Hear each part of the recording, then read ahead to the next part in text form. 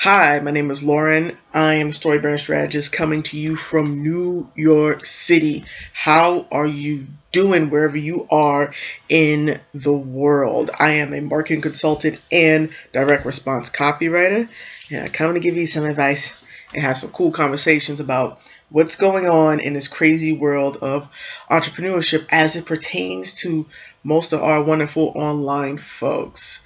So let us get this started, okay?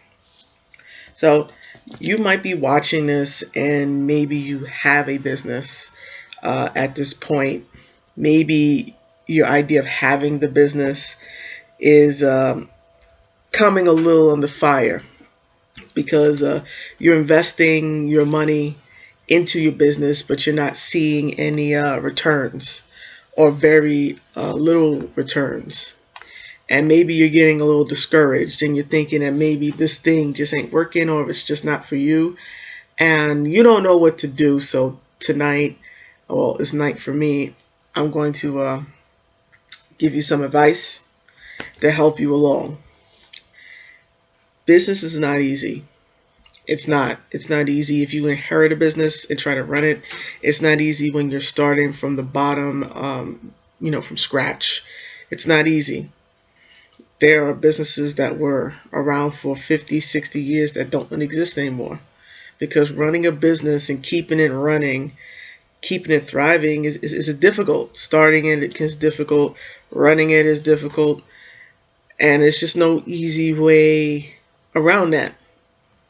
I mean, we have so many opportunities where you can create your own thing.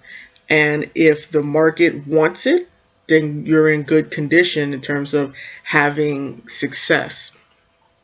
But sometimes when you look on Facebook or you're on Instagram, you see other people with their businesses and they're already successful and it seemed to happen overnight.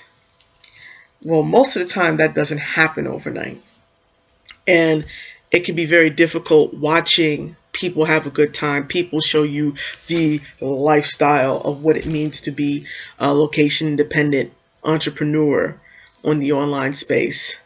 But they don't show you all the money they lost on ads. They don't show you all the times that their idea was completely crap and didn't make any money. They don't show you the deals that didn't go through. They don't show you all the hours they did beforehand. For those who are successful, who show you that life, because there are many that don't. And it can be very discouraging for a lot of folks who are in the process of trying to grow their business so they can have a bit more freedom. So they can say, hey, look, everybody who thought I was crazy, I'm not nuts. I'm not crazy. Look what I did. Look what I made happen. And it can be very difficult. But if you work hard to understand who the person you are trying to sell to is, if you're able to get into their heads and be empathetic and understand them to a certain degree, you are more likely to have more business success than most of your competitors. Most of the folks you see on Facebook and Instagram and even on Snapchat showing off their stuff. If you can understand who would want your thing or if they want it at all, if you can understand what makes them happy, what makes them sad, then you will be ahead of the game. But that's the hard part. Trying to understand people, trying to find out as much as you can about people, trying to understand why they made the choices behind the choices that they made, and then finding a way to tailor what you do, how you promote yourself, how you sell yourself or your products or services to them. It's the hardest part of doing this. It really is. But through that, you get the most reward.